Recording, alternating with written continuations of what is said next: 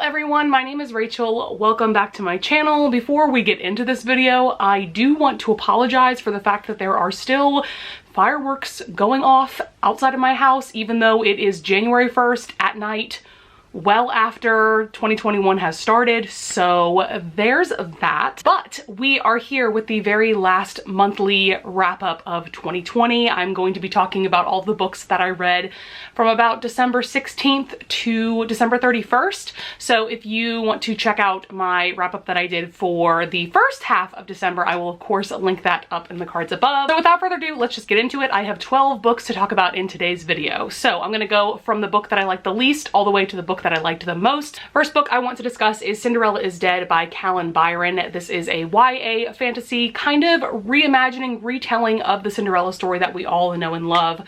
So we are centering on our main character, Sophia, and this is set 200 years after Cinderella has died. And this kingdom, it's definitely not a happy place. It's definitely very oppressive, especially towards the women.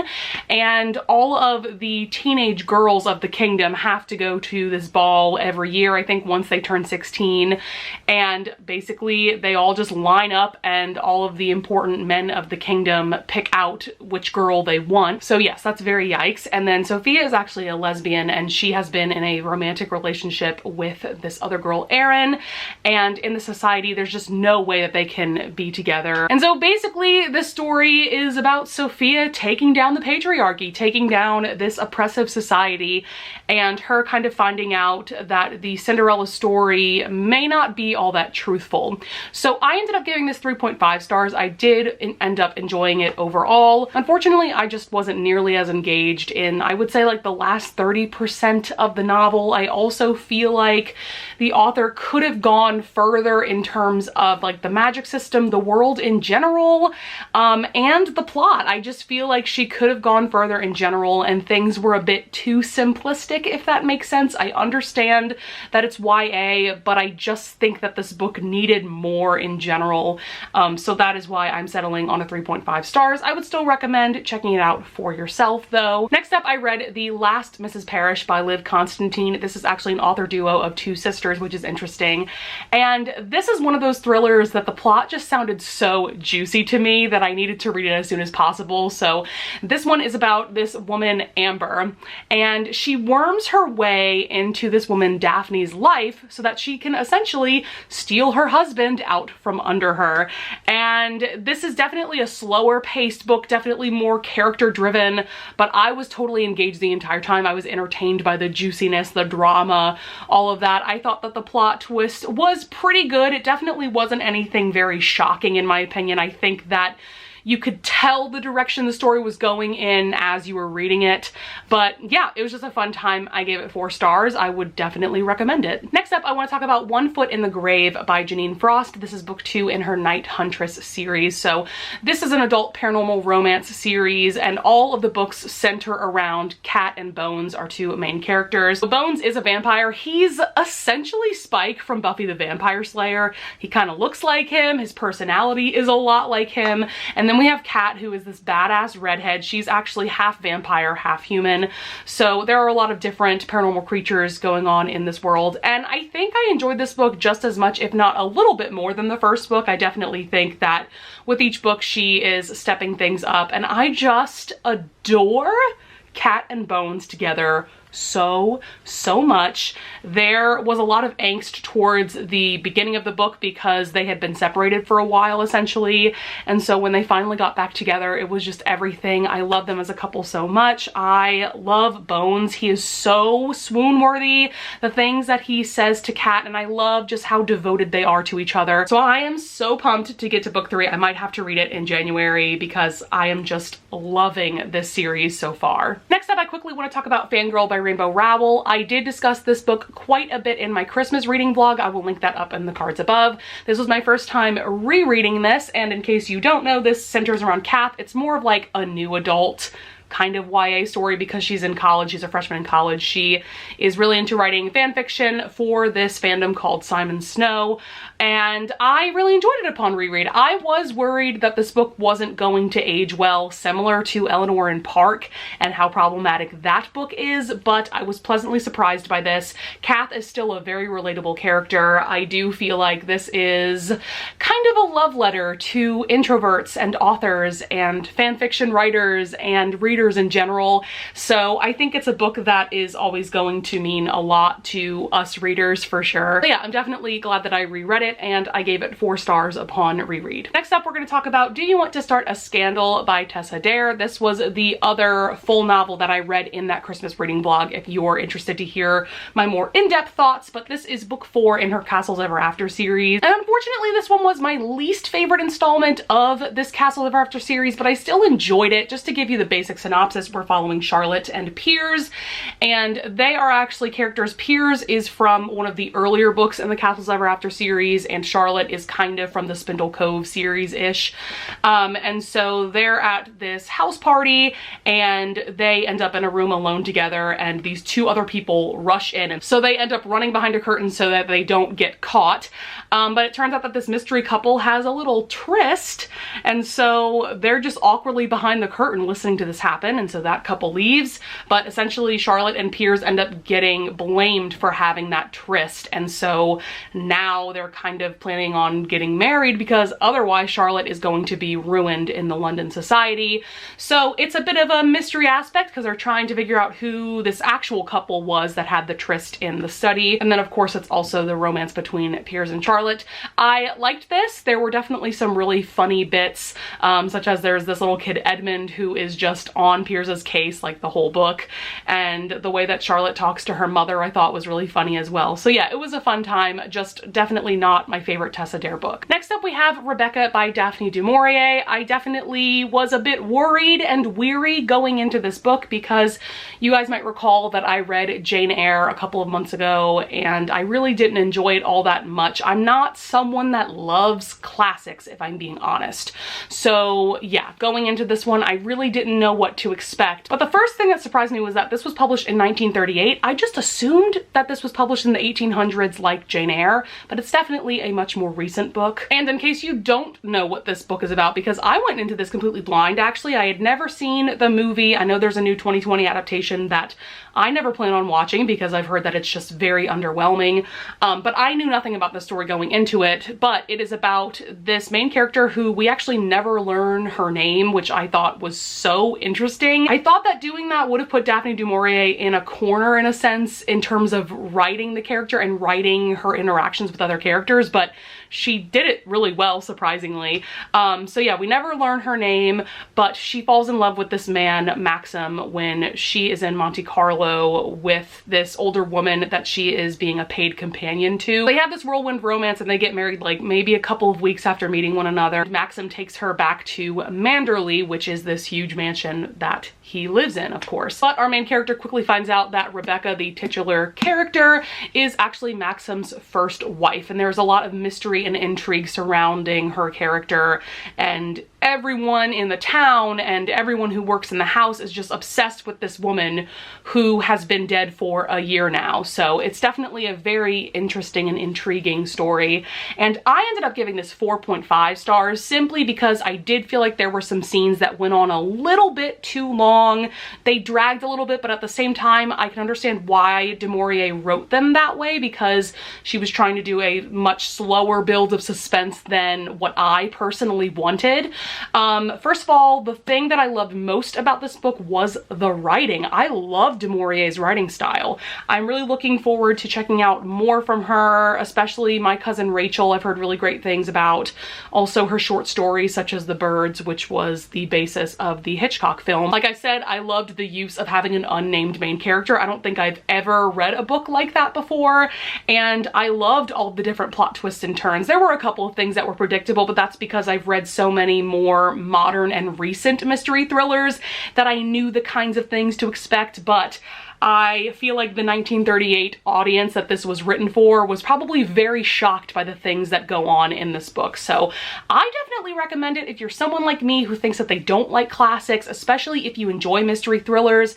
I don't think you'll be disappointed by this. All right, guys, now we are getting to all of my 5-star reads. So the first one I want to talk about is The Deal by Elle Kennedy. This is my first book that I am reading by her, I think. I've read a book that she wrote with Serena Bowen, but I've never read one of her solo books before. And so this is book 1 in the Off-Campus series. This is a new adult hockey/sports romance series, and this first book centers around Garrett, who is a hockey player, and Hannah, who is actually a vocal performance major. That was actually one of the things that I loved about this book, because I've never read a romance novel where the main character was majoring in what I majored in college. I am a musician, I'm an opera singer, in case you don't know. So that was really cool to see. And so essentially they are in some kind of math class together, and Garrett really needs help, because if he doesn't pass this class, he will lose his hockey scholarship, he will be kicked off the team. You know, there's a lot of things riding on him passing this class. And so he persuades Hannah to tutor him, and of course they end up falling in love along the way. I enjoyed this so much more than I thought I was going to. Also, this book is a lot darker and more serious than I thought it was going to be. I do want to mention content warnings for discussions about rape. Like, that's literally brought up on the first page of the book, because Hannah's character, unfortunately, she was raped when she was 15. And then there's also domestic abuse brought up, because that's something that Garrett has gone through. So they both have gone through some pretty traumatic things in their lives. But I just adored this friends to lovers romance. One of the things that I loved was that these two characters bonded over binge watching Breaking Bad. Like, that just sounds like the perfect way for a romance to organically develop between friends, is to like binge watch a show together. I just think that that's so adorable. And I found Garrett to be pretty swoon worthy. I love that he was the one who fell really hard for Hannah first, and the two of them just had a really great chemistry together. So I can't recommend this enough. It's definitely one of the top romances that I read in 2020, and I cannot wait to read more from Elle Kennedy in the future. Next book I want to discuss is a very short novella by my girl Tessa Dare. This is When She Was Naughty. She actually just released this, I think, on Christmas Day, and this centers around our main characters Chloe and Justin. They have a little bit of like a rivalry going on, but she essentially tricks him into wearing an ugly Christmas waistcoat, kind of like an ugly Christmas sweater, to her family's annual Christmas Eve ball, and that's kind of the catalyst for this whole story. I gave this 5 stars because Justin is one of the swooniest heroes that I have ever read in any romance ever. The things that he was saying to Chloe, the way that he expresses his love, like, girl, I was just swooning the whole time. It was so good. I mean, I can't recommend this enough if you are looking for a Christmas novella, even though it's not Christmas anymore. Yeah, it was just such a fun time. Next up, we have Blood for Blood by Ryan Groudon. This is book 2 in the Wolf by Wolf duology. If you guys have been watching a lot of my recent content, you will know that Wolf by Wolf just absolutely blew me away. And this sequel and the final book in this duology definitely did not disappoint. I loved it almost as much as the first book. For those of you guys that don't know, this is a historical fiction / speculative duology. It centers around the idea of what if Hitler and the Axis powers won World War II, and the first book centers around this annual motorcycle race, and the second book is the fallout of everything that happened in that first book, essentially. So I'm not going to go too far into the plot or anything, but just know that I absolutely loved this book. I love this duology. It's just absolutely fantastic, and I cannot wait to read more from Ryan Groudon. Next up is We Are Not Free by Tracy Chee. This is a YA historical fiction novel that centers around these 14 Japanese American teenagers during World War II, when about 100,000 Japanese Americans were put into internment camps pretty much all over the United States. I absolutely adored this. This is a book that I've only heard Haley from Haley in Bookland talk about, and this is a 2020 release. I wish that more people would read this because Number one, this topic is so important. It's also a part of history that you don't hear about very often, frankly, because it puts the US in a bad light. So we are not taught about it in school. I know that I was never taught about this. Going into this, I was a bit worried because there are 14 major characters. I was worried that Tracy Chee wasn't going to be able to pull that off, but I have to say that she did a really good job. All of the characters were very distinctive in my opinion, and I just love her writing style. I think she did an absolutely fantastic job. I also love that she dedicated this book to her relatives who went through this very dark period in our history. So yeah, I cannot recommend this enough, especially if you are a fan of historical fiction. I think that you will really enjoy this. Next up, we have Only When It's Us by Chloe Leese. This is book 1 in her Bergman Brothers series, and this is a series that I only heard about recently, but it has gotten so much buzz and praise from YouTubers that I really trust, such as Brie from In Love and Words, that I knew I needed to check this out for myself. And as you can see, I got myself a physical copy because that's how much I adored this book. This is also one of my top favorite romances of 2020. So this is another new adult romance because they are both in college. We have our main characters Willa and Ryder. And one of the things I love about Chloe Leese is that she purposefully writes romance novels that feature main characters that have disabilities. And so in this story, Ryder actually has very, very severe hearing loss because when he was younger, he had bacterial meningitis. And so that's essentially how he lost his hearing. And so at the very beginning of the book, he's also a selective mute. He isn't keen on using like hearing aids or any kind of implants or things like that. Then we have our other main character, Willa. We have kind of the grump sunshine trope going on a little bit because Willa is definitely more of the grump, and Ryder, to me, he's not completely a sunshine like manic pixie dream boy character, but he does have kind of those qualities going on. So that's one of the things I loved about this. But Willa is actually at this college on a soccer scholarship, and Ryder used to play soccer before he lost his hearing. And so essentially Ryder ends up tutoring Willa in their statistics class, I think it is. So a little bit of a similar plot to The Deal by Elle Kennedy. But I loved this so much. First of all, the writing I think is fantastic, and both of these characters were just so endearing right away. I could relate to both of them in different ways, and Ryder is so swoony. Oh my goodness, he's such a sweet guy, and he looks like a lumberjack. I mean, what more could you want? And I just cannot wait to read the other 2 books in the series. The second book is already out, and then the third book I actually have an e-arc of from NetGalley, but that is set to release next week, I think, actually. So I'm really excited to get to those books. All right, last but not least, we have one more book to talk about in what I feel like is the longest wrap-up ever.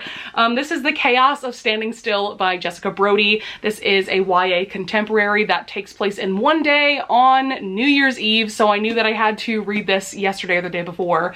But this one centers around our main character, Rin, and a year ago to the day that this book starts, her very best friend died in a car accident by a drunk driver. So at the beginning of this novel, Rin is trying to fly back home, but she's currently at the Denver airport waiting for her next flight, but it turns out that a massive blizzard comes through and she is stuck at the airport for at least like 12 hours. And so she literally runs into this guy, Xander. They end up switching phones because they both have the same phone case. And so that's kind of their meet cute.